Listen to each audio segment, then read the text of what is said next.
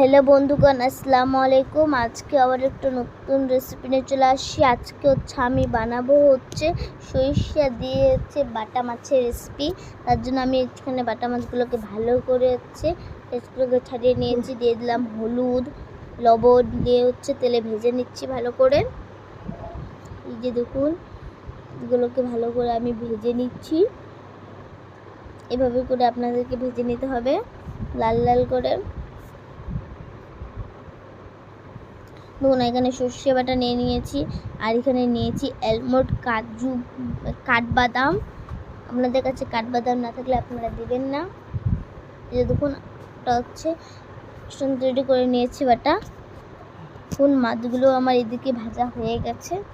দেখুন আমি আরেকটু নাড়াচাড়া করে নিচ্ছি, নিয়ে তুলে নিলাম। আর এবার দিয়ে দিলাম কালো জিরা আর জিরা পরিমাণ মতো দিয়ে দিচ্ছি। পেঁয়াজ বাটা, রসুন বাটা দিয়ে দিলাম, ভালো করে নাড়াচাড়া করে নিচ্ছি। দেখুন, এভাবে করে নাড়াচাড়া করে নিতে হবে। দেখুন, এবার এর মধ্যে দিয়ে দিলাম পরিমাণ মতো হলুদ গুঁড়ো, শুকনো লঙ্কার গুঁড়ো হাফ চা চামচের মতো, দিয়ে দিলাম পরিমাণ মতো লবণ।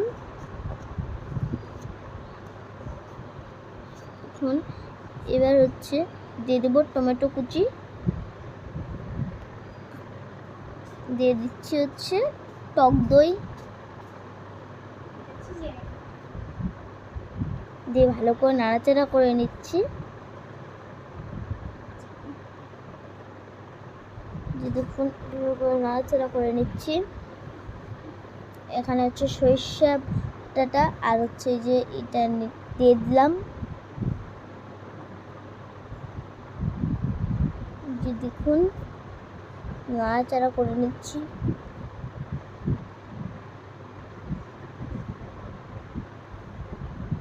এভাবে করে আমি নাড়াচাড়া করে নিচ্ছি।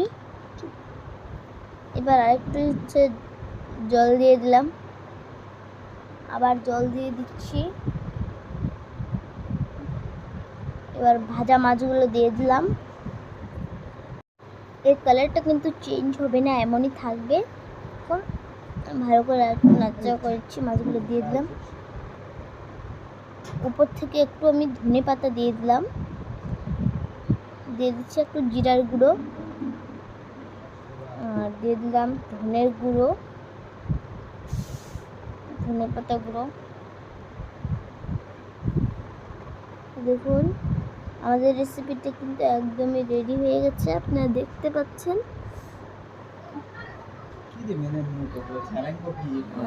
দেখুন,